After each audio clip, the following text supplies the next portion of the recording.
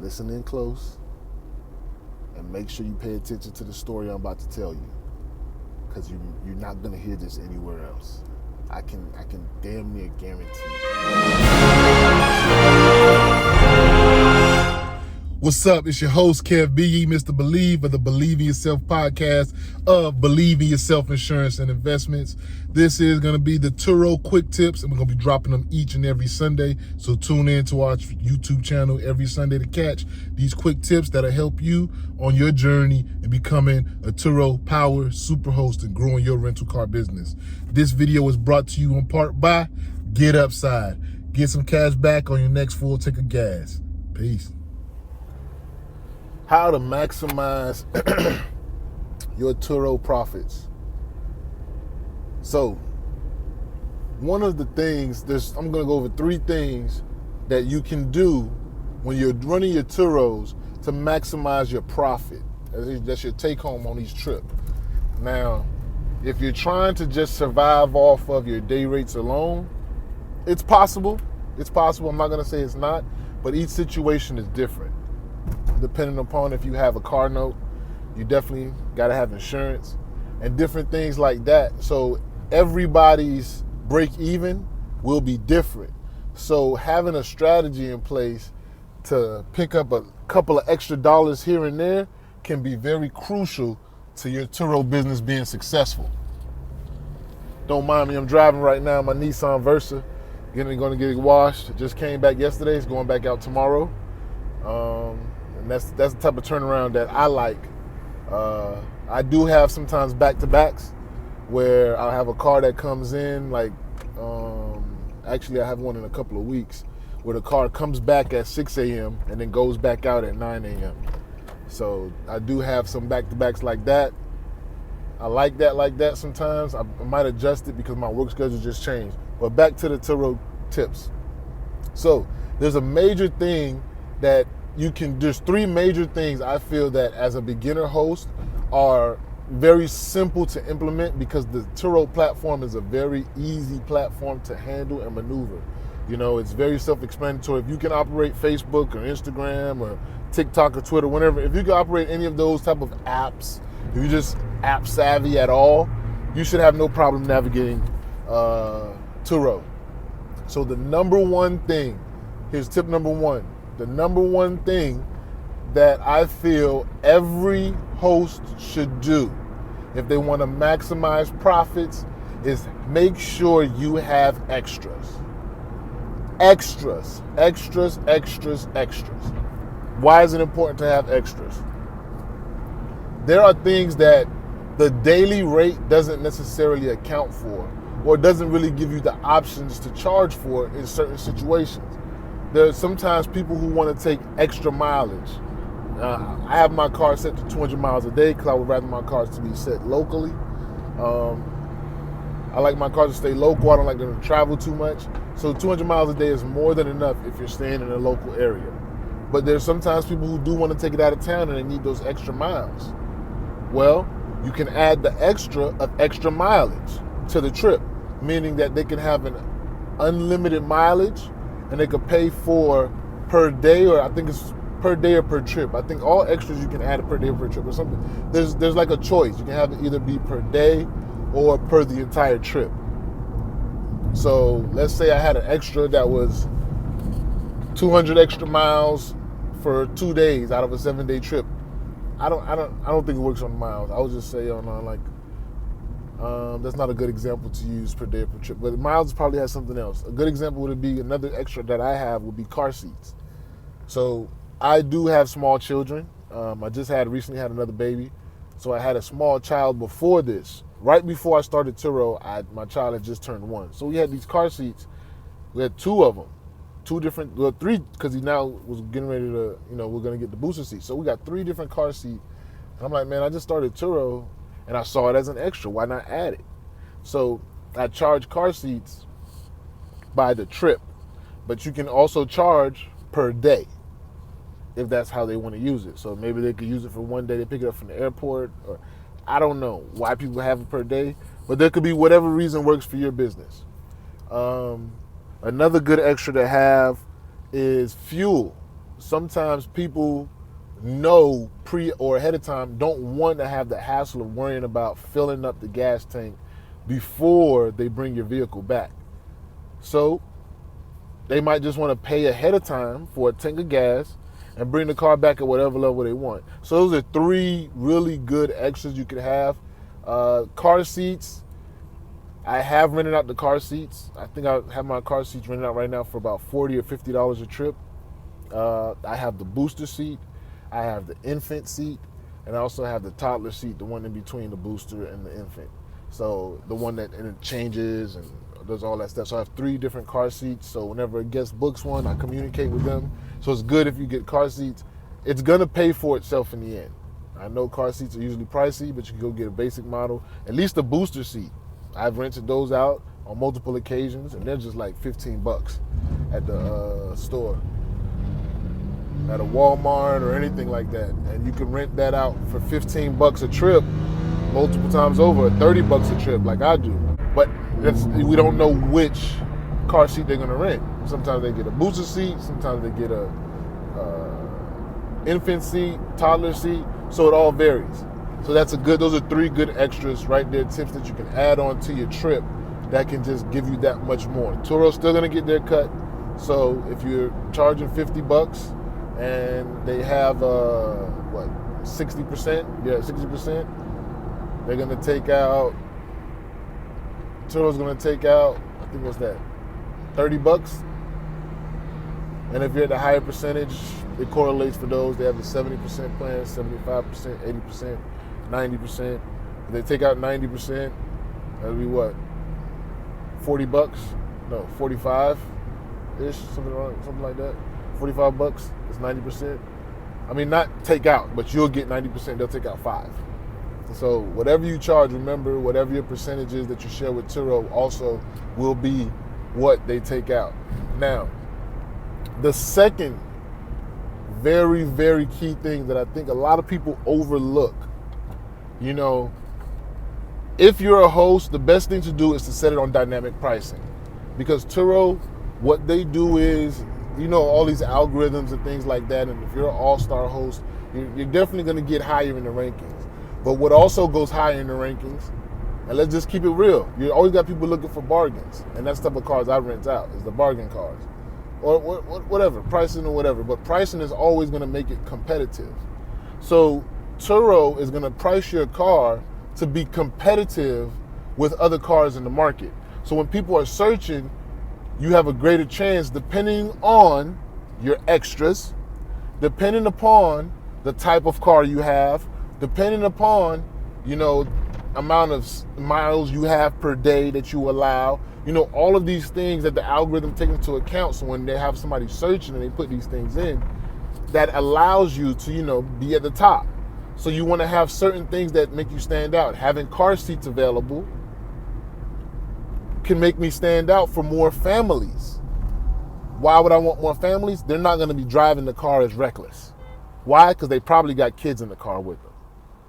You get what I'm saying? So now the algorithm's going to show me to family-oriented people who want to rent these type of economical vehicles.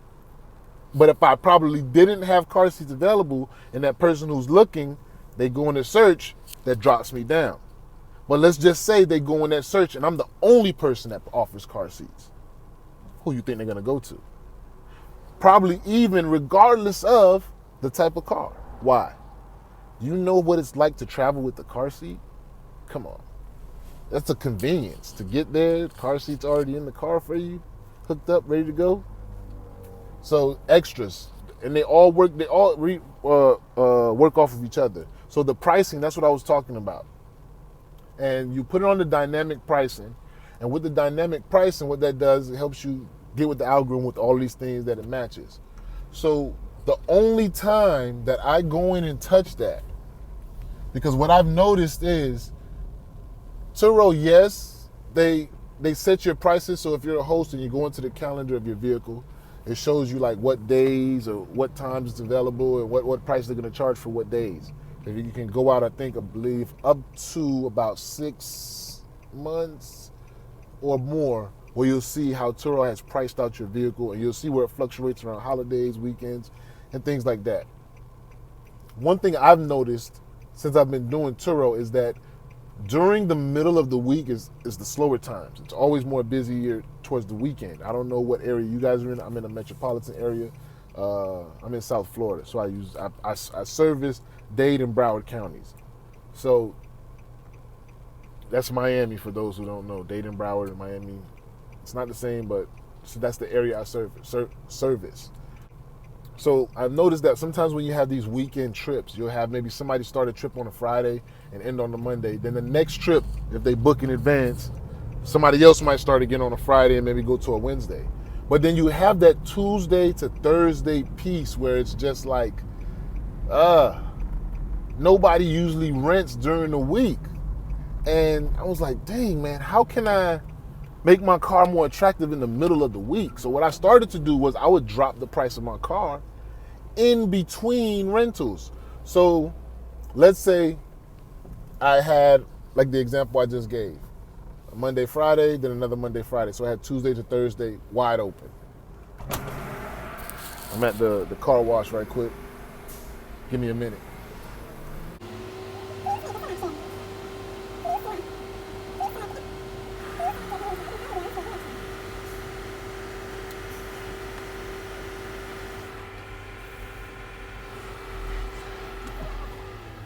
So what I would do is I would lower the rates in between those dates. So let's say, for example, if you're somebody who has your car renting it out for $150 a day, in the middle of the week, you can rent it out, just lower in there and manually go into those particular days. Don't touch your automatic pricing. Don't touch your automatic pricing, but just put it in there. Just put it in there manually. So you'll go to the specific day, that Tuesday, that Wednesday, that Thursday, and change the price. And sometimes they'll have a suggestion for a lowest price you should go to. I don't usually go all the way to the bottom. I kind of get somewhere in between where I'm at, where they suggest. I usually pick somewhere in between. And I tell you now, 8 out of 10 times, I get bookings in between those days. Now, with that, this is kind of like a tip number 2B, but it goes along with it. You have to allow for your trip length to be any length, meaning it can be. It's kind of loud right now. I don't know how the audio sounds, so I might try to go this again. So you can allow your trip length. You want your trip length. There's an option that you can choose in preferences, under preferences, and you can go to your trip preferences, and in there it will ask you how long. What's the longest? How long would you want your trip to be? Any, a month, 2 weeks, 1 week, and then it goes like 5 days, 4, 3, 2, and then 1. I mean, I don't think that's long, but I think long, it goes, so long it will go down, I mean, probably down to about 3 days, I think, or a week. And then, or I think you could even do only one trips that you want, that are only a day, you know? Sometimes people only want people that's gonna rent their car for a day and bring it back. That might be a car that you drive every day. And then also for shortest trip. So some people make their shortest trip. When I first started, the shortest trip that you could rent from me was at least 2 days. So that was the shortest that I would ever rent my vehicle out for. But then I always would get these middle days. Sometimes it'll be like a day and a half in between. And I'll be in, sometimes I'll have, because I get my months get booked out. So like right now it's the middle of the end of April. Most of May is already booked out. Especially for this car I'm driving right now, this Versa. This car stays booked. So like I'll have these gaps.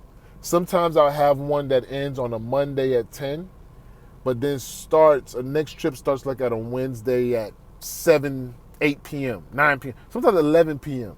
So I have this gap where it's only Tuesday is fully off, it's partially on Monday, and it's partially on Wednesday. I go into Tuesday, I drop the rate. Somebody would rent from Monday to Wednesday right in between there or just on Tuesday. So that right there, I was like, oh, shoot. So a lot of times I would take that as, oh, dang, I'm maxed out. I'm just going to be down those days. No, you don't have to be down. So those are things that you can do to maximize your profit. So far we went over, number one, extras. The extras are key because those are key differentiators that the algorithm helps to allow you to be visible to certain sectors. And depending on who you want to target, it's good that, so like if you're somebody who wants to target people that's going to the beach, get a surfboard, add towels, beach chairs, things like that. I don't know if they still allow those options. Last time I checked, because it's been a while. I haven't checked it recently, but the last time I checked, they used to allow you to allow those options. Other than that, that is what the extras provide. 2, allowing for dynamic pricing, but then also going in between and adjusting your price on the days in between. What that does, it allows for you to get those little extra bookings, and it adds up. It adds up in the end. I saw my numbers go from where this vehicle in particular was averaging about $650 a month. When I started doing that, I've gone up to about $750 a month. That's the extra $100 a month. Now, mind you, that's gonna take me into, see this part right here? I gotta say I gotta take it down a little bit low. I gotta tell this part in story form because sometimes people take things too literally and then they wanna sue you for it. So this part right here, this is just a use case, something that happened to me. I'm not asking anybody out there to do this. First 2 tips, do it, go ahead and do it, get it done. This last one is an example that happened to me. So I just want to listen in close and make sure you pay attention to the story I'm about to tell you, because you're not going to hear this anywhere else. I can damn near guarantee it. So, when you buy your car, for me, I buy my cars outright. So if you've heard me, I've been referencing to my cars as the lower end cars that are a little bit more on the lower end of the spectrum as far as pricing wise. And I do that intentionally because I had a bad experience when I was renting out a car that I actually liked, or a car that I was driving every day. And I just didn't like the way my car would come back sometimes, So my credit's not the best, so I can't go out there and get a much more expensive car because Turo has options where you can, weed out some renters. But I decided to say, you know what, I'm not going to give up on this, and I went and got cars that I could buy outright. And as long as they were below $10,000, I could come up with the cash, figure it out, boom, because I'm all about cash flow, having consistent cash flow. I don't believe about putting money in the bank and saving it. Like, it's not going to save you unless you need it. But if you got cash flow, that's always coming. Even if you lose your job, I could lose my job tomorrow and I always got cash flow. So I decided to buy what I call beater cars, or what known in the industry as beater cars. These cars that are low price, buy them below $10,000. In some cases, high mileage. Above 50,000 miles. You might be able to catch sometimes somewhere. Not in this market right now, but you might be able to catch 1 or 2 of those gems in there somewhere. Who knows? But what I did, I went to a dealership, and why I say buy a car closer to your birthday. It was my second vehicle, my Sonic, and I went in there, did the whole spiel, negotiated, pulled out the card, swiped it, it's mine, and he asked me for my insurance. I said, okay, yes, this is my insurance, here you go, boop, boop, boop. He said, okay, your tag will be ready in 30 days. My tag will be ready in 30 days, okay, cool. No, common, normal procedure, right? It'll be ready within 30 days. Come pick it up, you know what I'm saying? It'll cost this much, blah, blah, blah. So, 30 days go, I go pick up the tag, And I noticed my registration is already, it's done, it's up to date, of course. It's for the next year. And I'm like, okay. So I'm driving home in the car and I'm like, okay, I got my registration. I don't know if you know where I'm going with this. I got my registration already. The tag says the next year for my birthday.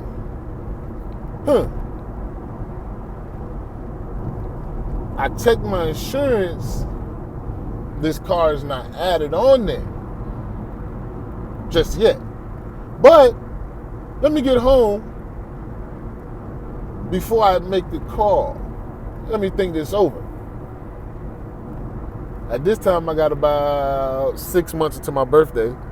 So I'm like, okay, well, technically, if I buy insurance now, I'm probably going to have to get it again 6 months from now. Unless I pay for the year. But I don't really want to pay that much. I just bought the car outright. So I don't really want to do that. What can I do? I get home. I'm setting it up. Boop, boop, boop. Taking the photos. Do. It gets to the section where you're checking in the car. And I will do a video of how you load your car up onto the Turo platform when you do get your vehicle. It's not hard at all. It's very simple, very easy. As long as you got an iPhone. I don't team iPhone. I don't know how Android is. I'm just kidding. You guys' camera's actually better. But I was loading up the photos, and it gets to this section where you pick your insurance plan. Wait a minute. Insurance. Duh. Turo offers insurance. Turo offers insurance. Okay. So now, I get the Turo insurance. I picked my plan. At the time, I believe I was at the 70% plan. I don't know if they even offer 70% plan anymore, but I believe that's what I was at. 70% plan. Such and such and such. I think it was a $250 deductible. Good. You print out the insurance card. You put it in there. Your renters, when they get pulled over by the officers or they have any problems with the vehicle, if they had to get towed or anything like that, the car is registered because you see the tag back there, as well as the insurance is up to date because they're going to have the Turo insurance provided for them as renters. Hey! Okay. So they'll be good. As far as the tow, hopefully you don't have to get towed because I don't know. Once you get towed, you got to present. I think you got to present actual registration. That would really suck, but that's not a problem to get. Obviously. Because I got the registration. Duh. I don't know what I'm thinking about. I was lost right there. You have to present the actual insurance. So, and they have the renter's insurance, so they have the registration, according to the tag. If I have to come down there and show it, boom, they have the insurance, which is Turo renter's insurance that they have, boom. And that covers them, kind of, right? So if they get pulled over by the police, they show the Turo insurance. So yeah, of course. So you know what I'm going to do? I'm going to defer my insurance until after my birthday. I'm going to save myself another $400 or $500. And because I just bought this car outright, the only thing I have to pay for is maintenance and gas. Imagine if I had done that right after my birthday. I mean, it's a risk that I was willing to take. And I took that risk. So, when my birthday came, because you have to renew the registration, that's when I got the insurance. Simple. If there was ever a claim that needed to be made, Turo covered it. Because it's through Turo. And the fact of the matter is, even if I did purchase the insurance on my own and the renter had gotten into any type of issue with the vehicle, I would never contact my insurance. Why? Because I don't want my MVR to go up or my insurance rate and all this other stuff to go up. Put it on Turo. That's what I would suggest you to do anyway. And that's what I did. So that's my story. You can take from that story whatever you want. You can take it, throw it in the garbage. Or you can take it and enjoy it. Either way, man, these are the tips and tricks that I used to maximize my profits. Just a couple of them. Number 1 and 2 are a must. The story is just for entertainment purposes alone. Peace.